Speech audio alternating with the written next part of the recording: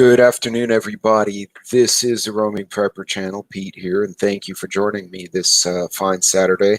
I hope all of you are having a good weekend. Once again, because of personal commitments, this will be a pre-recorded video. I will be leaving the chat open so that you guys can converse amongst yourselves. I'm hoping I'll be able to jump in. But we had some important family matters that needed to get attended to, and my presence was required. So first and foremost, I wish everyone a good day. Right now, just checking my video looks good, so I'm assuming everyone can see me, and it looks like my audio is good. So this is a good sign. To start off with, today's topic is a bit of a sensitive one. And I'm going to say right now that I am not a psychologist or a professional in this particular field, but the topic we will discuss today is mental health and wellness as a result not only of the cootie, but as a result of a lot of other things that have gone on and things that we can see and then do. I'm going to do my normal pattern. I'm going to talk about the problem. We're going to go into what the trends were, and we're just going to look at data. We're going to then look into some resources and then some action plans. What can you do personally for yourself, for the people you care about, to make your situation more tenable? Again, keep in mind that I know a lot of people have different views on some of this stuff. What I'm trying to do here is get people to think and engage in a dialogue. Now, again, do your own research. These are suggestions. These are just data points that I've collected that show certain trends that I thought I'd share with all of you. But it is a very sensitive subject, and I bring it up because at least one or two people in my personal circle have relayed that someone in their circle has either suffered from a substance abuse issue or, at least in one case, has attempted a suicide. And that's something that, with the cootie evolving away, what we're going to start seeing is these other stressors, the supply chain and other stuff are going to take effect. People are just getting worn out, and if folks don't compartmentalize and manage it accordingly, or if they can't for whatever reason, it's going to cause issues.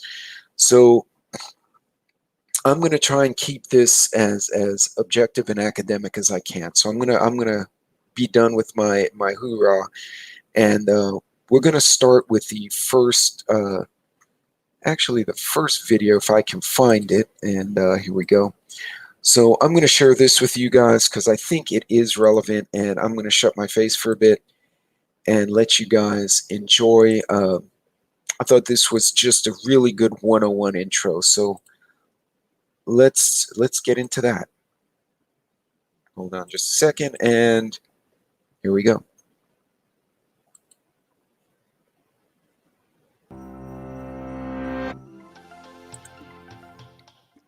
Cramming for a test?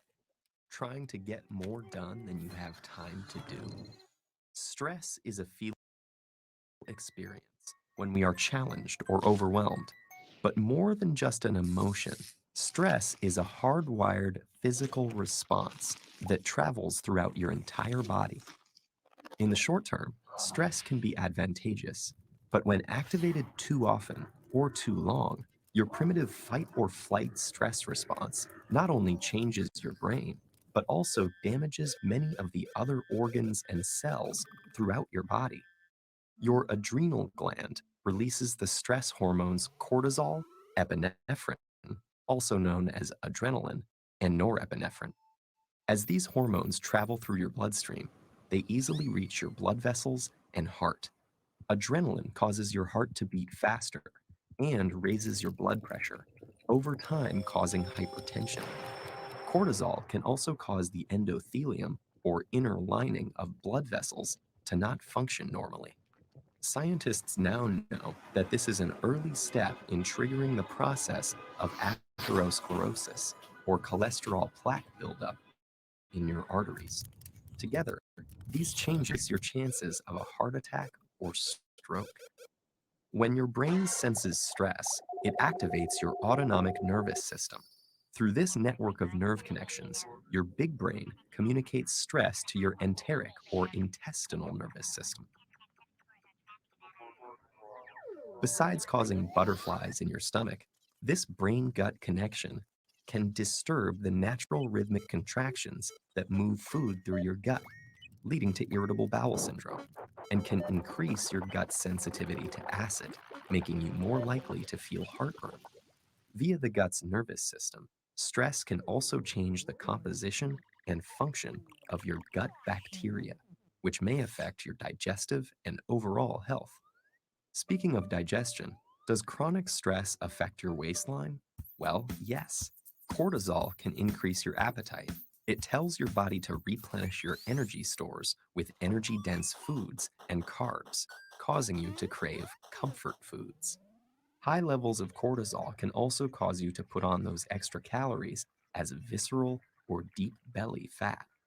This type of fat doesn't just make it harder to button your pants. It is an organ that actively releases hormones and immune system chemicals called cytokines that can increase your risk of developing chronic diseases such as heart disease and insulin resistance. Meanwhile, stress hormones affect immune cells in a variety of ways. Initially, they help prepare to fight invaders and heal after injury. But chronic stress can dampen the function of some immune cells, make you more susceptible to infections, and slow the rate you heal. Want to live a long life? You may have to curb your chronic stress. That's because it has even been associated with shortened telomeres, the shoelace tip ends of chromosomes that measure a cell's age. Telomeres cap chromosomes to allow DNA to get copied every time a cell divides without damaging the cell's genetic code, and they shorten with each cell division. When telomeres become too short, a cell can no longer divide, and it dies. As if all that weren't enough, chronic stress has even more ways it can sabotage your health, including acne, hair loss, sexual dysfunction, headaches, muscle tension, difficulty concentrating, fatigue, and irritability. So, what does all this mean for you? Your life will always be filled with stressful situations, but what matters to your brain and entire body is how you respond to that stress. If you can view those situations as challenges you can control and master, rather than as threats that are insurmountable, you will perform better in the short run and stay healthy in the long run.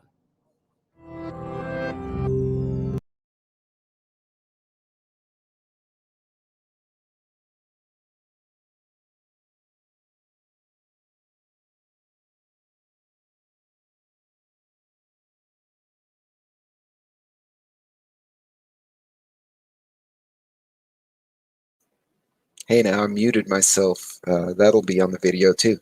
Uh, that video is a little bit cartoonish, but I think it does a good job of explaining just the fundamentals in kind of a funny way. The truth of the matter is chronic stress, and this is just a known fact, chronic stress, along with a lot of other variables, will ultimately cause detriment to your well-being, mental, physical, and emotional, and spiritual, if you can separate those.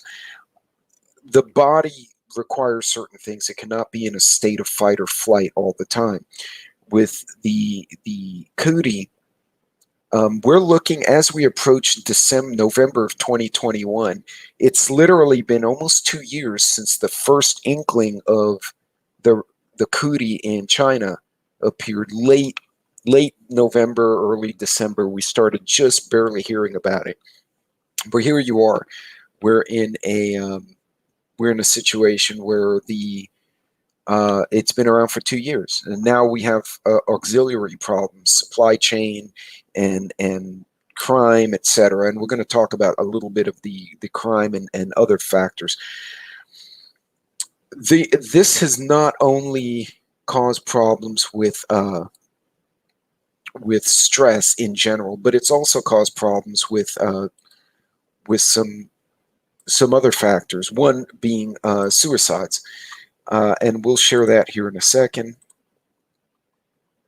Let me blow that up a bit. So the suicide rates, this is the Arizona Health University of Arizona, their health sciences division. Suicide rates spiked during the cootie. In particular, they saw almost a doubling of confirmed suicides in their study. Now, this isn't a global thing, but it is something that people were just struggling with.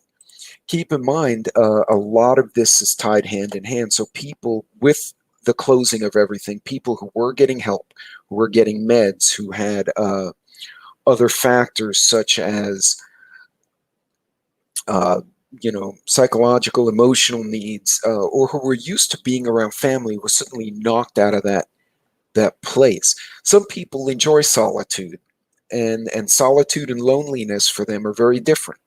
You're in a solitude place, you're very happy, you're in a peaceful zone of your own. Some people don't handle that. That becomes loneliness very quickly. And this kind of situation will yield to an increase in suicidal behavior. This is something that's a problem. We already had an increase in meth and fentanyl, various other drugs that have hit the streets and have done a variety of damage to people. But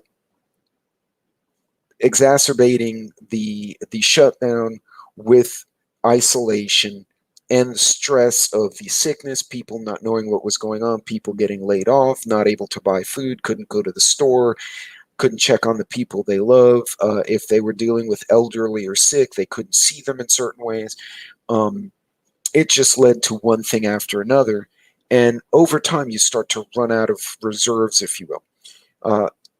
A study had been shown that people who were organized and kept a routine did much better, significantly better than people who just kind of went haywire, or they just drifted, they had no schedule. Even during the midst of the closings, I made it a habit, because I have the home office. I would actually get up, shave, put on, at least a decent clothing, as if I were going business casual to work, and I went across the house and sat at my desk. Was it necessary? No, I could have been in my pajamas and my underwear. Nobody would have noticed. But I kept that routine. I kept the exercise and the food routines. And I think these things were important for a lot of folks, and they still are. So if you haven't established or reestablished your routine, start now. It does not hurt. It does not. It can't be detrimental if you keep some kind of organization and discipline. Remember, organization is kind of what separates preppers from hoarders. I make that joke a lot, but the truth of the matter is it should be something you're doing anyway. Um, Speaking of drugs, and this is an interesting article.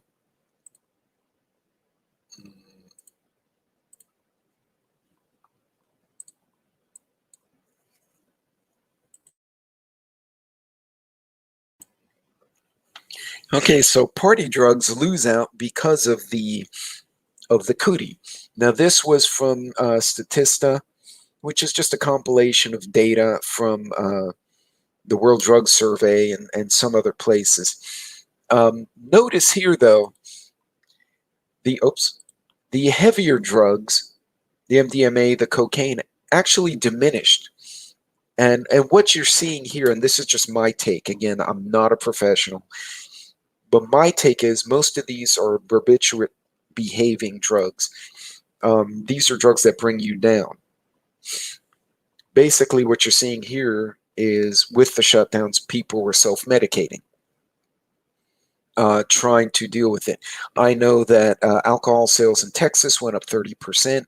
Keep in mind also, part of the reason they went up 30% was because people weren't going to bars. You couldn't go to restaurants for quite a bit. But either way, this is interesting, and I thought this kind of put a little perspective on it, because you could say, oh, suicides and this and that, but it looks like a lot of people were trying to cope using this stuff, because MDMA is the mollies are pretty much a party drug, but if you're by yourself, you don't need that. So a lot of people were just medicating, and again, some of that was due to just not being able to partake in social activities. Um, I did think that was a very interesting thing to look at. Now let's find another one here. So hold on a second, we're having a bit of an issue. So because of that, also another offshoot of the problems involved in this were domestic violence. Now, again, remember, these are all going hand in hand.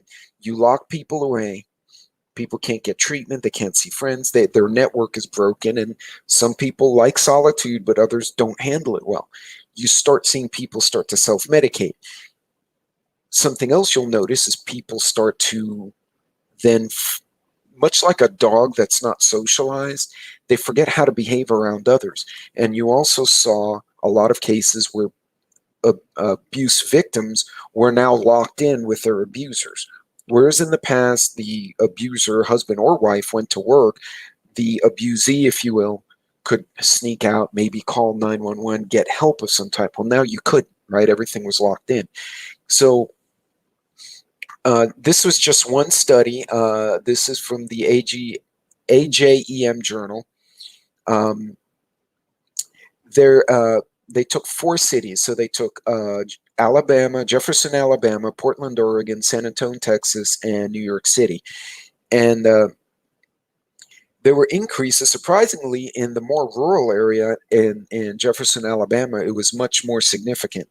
It could partly be to the fact that more isolation. I don't know how rural Jefferson is. I know it's more rural than New York City or San Antonio. But Portland was very high, as was surprisingly New York City, for all its population, was much lower.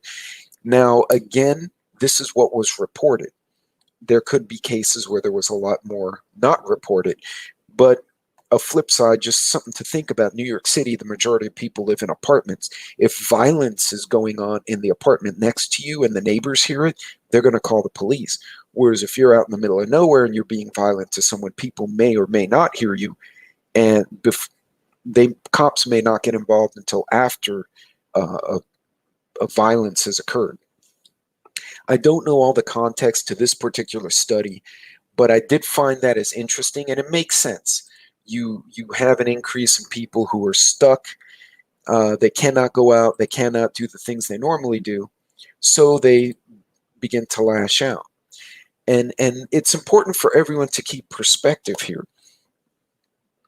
You notice there's, aside from the suicide increase, there was a lot of self-medicating going on. People were bored. There's actually another study, and let's see if I can find that one, that bear with me just a second here, guys. Okay, so another thing with going with the mental health, as people started getting more depressed, even the Europeans started studying this, how the first cootie shutdowns affected drug use. So so blue is pot, is cannabis. The blue is MD mollies, red is cocaine, and the green is amphetamines.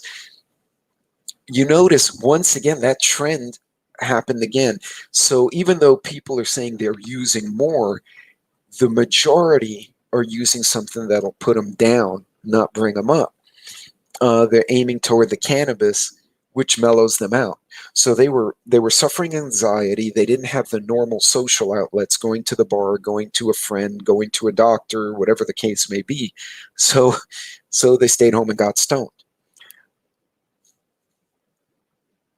I couldn't give you a context if this is bad or good. Regardless, and I'm not going to get into a debate of legality or not legality of different drugs. That's not the point here. The point is, people were managing the best they could with what they could find. I just find it amusing that they were all shut down and bored, and those that didn't drink wound up taking more weed. There's another chart in here, but apparently I have ruined it, so I guess I will not be showing you that chart. But again, it's something important to understand, and all these things were going on at one time. But now you've seen that there's also been an increase in heart attacks, an increase in hospitalizations, not related to the cootie, because people were not getting chemo, they were not getting their treatments, they were not getting dialysis. Um, and again, I'm not getting into the med for the cootie. I'm talking about everything around it. Everything got pulled apart. So technically, if you want to look at it in a certain way, in a certain light, the supply chain for medical and mental health was broken very quickly, unlike the food supply chain, which we're just starting to see now. So again, you're seeing a lot of this anxiety, trying to deal with the anxiety, the stress. And so people are medicating themselves and basically getting stoned or drunk, knocking themselves out. But then in turn, that stress may also lash out in domestic violence. So there's a lot going on. And keep in mind, we're about to hit that 2-year mark. Now, there's some arguments and the whole rabbit hole as to when China actually knew. There's some reports that China may have known as early as August of 2019 that something was going on, and they were trying to get a handle on it and couldn't. I'm speculating. I don't know exactly. If they had an asymptomatic carrier back in August or September, it could have caused a bunch of trouble. So in any case, this is something important for people to understand. So what else happened? Let's look at the other factor here, which is, did crime change? Well, crime actually, for the most part, went down. So red is 2019, blue is 2020. This is again in the UK. Criminal damage went down. Robbery went down. Again, everyone was stuck at home, even the robbers. Theft decreased. Oh, I'm sorry. Yeah, theft decreased. Violent crime stayed flat. And I'm wondering if, even though the thieves and robbers had to stay at home, if they were being violent to people in their circle, which could feed to the domestic abuse. Don't know. Sex offenses went down. So on the one hand, you had more domestic violence, but I'm wondering if perhaps the rapists or whoever the abusers are couldn't get to their normal victim. And so they got interesting. That was contrary to what I was expecting. But again, the drug offenses went up. This is not a video about drugs, legal or not legal, and which ones. This is more looking at the trends of mental health. People got locked in. They started self-medicating. They were trying to figure out ways. They got violent. And as a result, you saw suicides. You saw other domestic issues going on. And, that's a problem.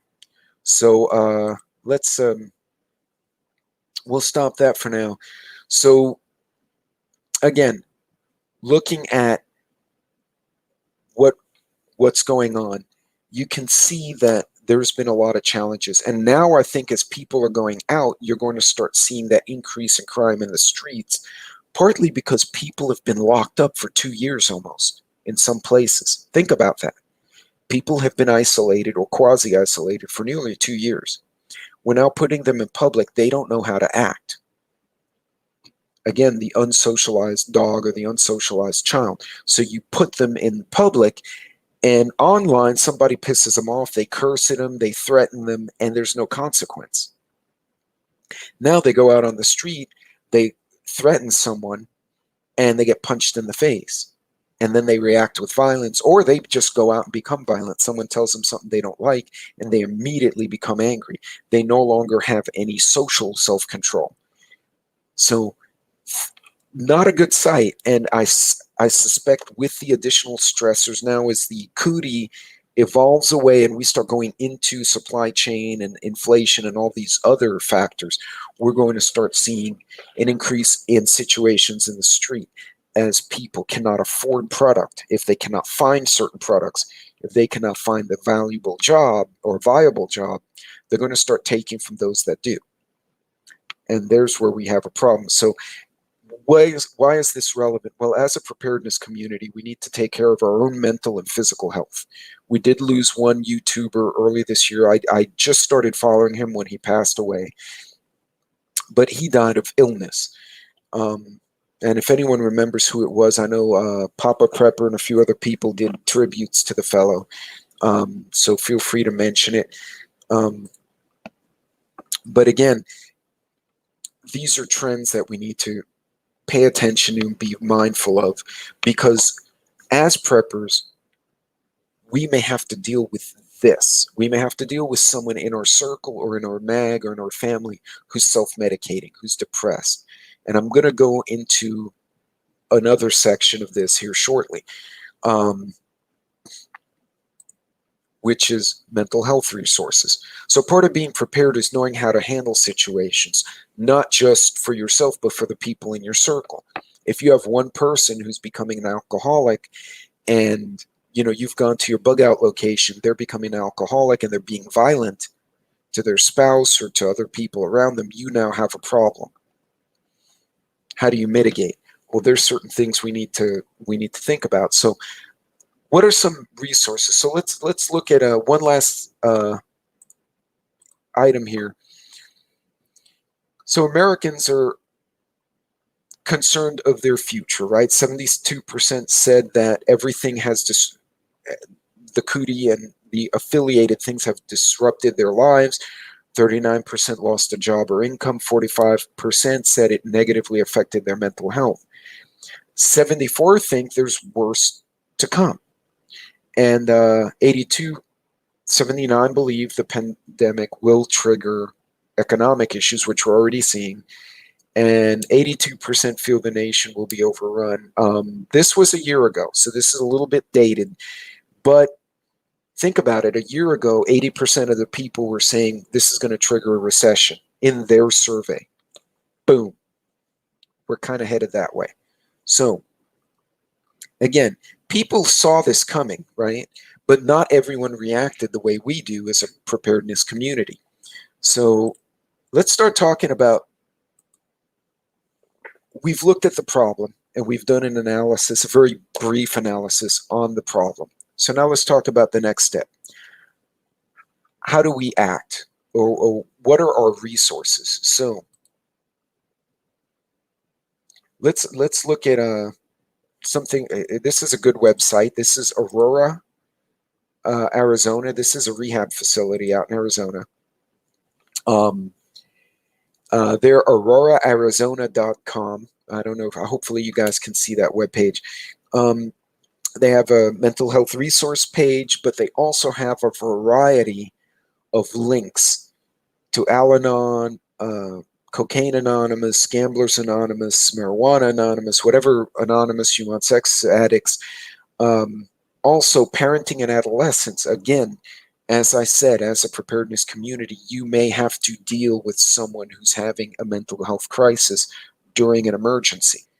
You need to at least have some tools in your toolbox, either physical tools or personal tools to deal with that person. You can't have someone, if you have to evacuate an area, have someone throw themselves on the ground and start crying and kicking like a 5-year-old, which I've seen happen. Literally watched an adult throw themselves on the ground and pitch a fit like a child. But now all the adults affiliated with that person now have to pick that idiot up and drag them. Now you've impeded the group. If you can manage that situation and get that person back on their feet and back focused so that they can move forward, that will make a huge difference. So again, bipolar disorder information, this is a great set of resources. If you are or may be dealing with someone in an emergency who has a mental health issue or may suffer from one, or you just want to be proactive, go to these websites, check them out, make physical hard copies of the stuff, right? Print the stuff out. So if your power goes out, whatever, you have a solution. Again, in the extended circle, there has been at least one attempt to take one's own life. We've seen situations of domestic disputes, and this is, friends of friends, friends of family, but it's out there, it's happening, and it's not that far from home. If you can mentally get yourself prepared for it, that would be great. So we'll close that one. Now, lastly, what can you do? So I've given you some resources, part of the analysis. We talked about the problem. What can you do? Let's talk about some basic coping mechanisms for your mental well-being. So this page, and we're going to blow through these a little bit faster, the Mayo Clinic goes through disease conditions, mental health. They have a whole section on the COVID-19 mental health, getting enough sleep, exercise, relaxing, limiting your screen time so you don't get inundated with bad news, tobacco and alcohol. Another thing, keeping that routine. I've mentioned that. I did it. I thought it was very successful for me personally. I lost some muscle mass until I bought that weight set, but that's a minor problem compared to people becoming alcoholics, committing suicide, becoming violent. Keep that routine. Stay busy. Pick up a hobby. I started YouTube during the cootie. That was my hobby. I was just like sitting there with a laptop and a lot of gear going, what mischief can I get into? I know, I'll go make a channel and see what happens. So again, you never know where it'll take you. One of my children has gotten into woodworking and is now exporting directly from South America and from Indonesia, blown glass and artworks. It started as a hobby. My daughter was bored. She's like, I'm going to do this because it seems interesting. Boom. Now she's got a whole side gig with it and on Etsy. My son started home gardening. He's got beautiful pepper plants in an apartment. He didn't think they'd grow like that, but lo and behold, they did. He's having a blast with it. I mean, I don't know what he's going to do with 20 peppers, but hell, it's better than no peppers. So keeping busy. Also, they mention here moral compass and spiritual life. If you practice a faith, that's a great grounding thing. If you're not a person of faith, but you have a sense of morality, right and wrong, you can study philosophy, you can study the poetry of the ancients to kind of understand and gain perspective. You can do yoga, you can do fitness. There are a lot of things you can do to maintain some focus, maintain positive energy, and exercise and get those stress cortisol levels out of your system. So all of this is important. Another article from Types of Therapy. And again, I just want to share some of these. They go through a definition of a mood, types of distress a person can go through. Some are emotion focused, taking control of your emotions instead of them taking you over. Others are problem focused, leaving a toxic or abusive relationship.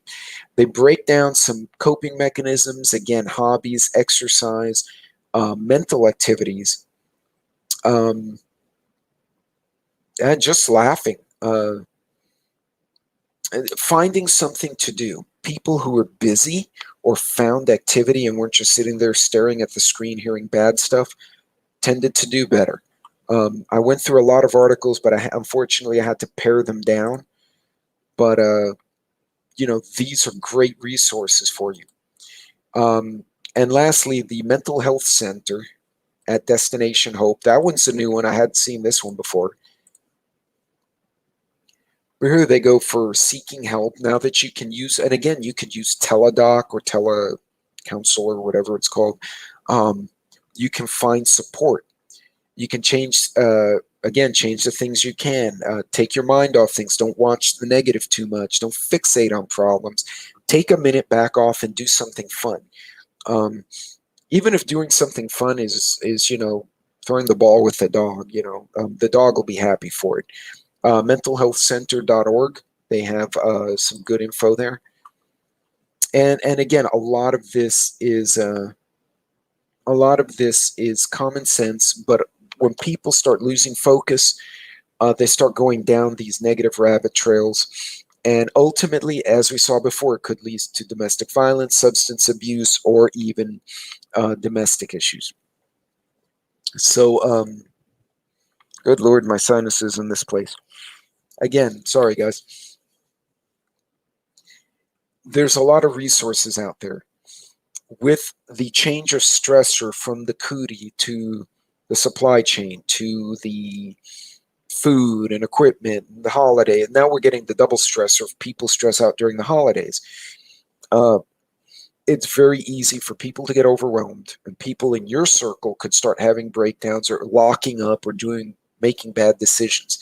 Remember, if one person in your circle is becoming a problem, it's now a problem for everyone else in that circle. So get the tools now to address the mental and physical well-being of people. And this is probably one of the cheapest preps you can do. Read. The stuff's out there for free. Before somebody hacks the damn internet and kills it all, go read, go study, go learn. Okay? You saw the numbers. There's been an increase in self-medicating, an increase in use, an increase in violence of certain types. Get ahead of it. That's what we do. I know it sounds easier said than done, and I've been there. I understand. I've had my own, we all have our issue or have had something we battled in our lives or hoping someone else battle. But find those tools, and again, as I've mentioned in my disclaimer at the bottom of that screen, right about there, this is not professional advice. This is me pulling out stats, pointing out trends, doing a bit of an analysis on what it does to your body and where your resources are, and then an action plan. So educate yourself, learn more, especially if you're dealing with someone while communications and everything are still reasonably so. Make sure you reach out to those resources and get the solutions you need. I prefer to hear about less tragedy and more happiness than the other way around. Not the way life always works, but there's no reason you cannot take actions to try and make it that way. That's just the way I've tried to live my life since I left the streets. You have to choose.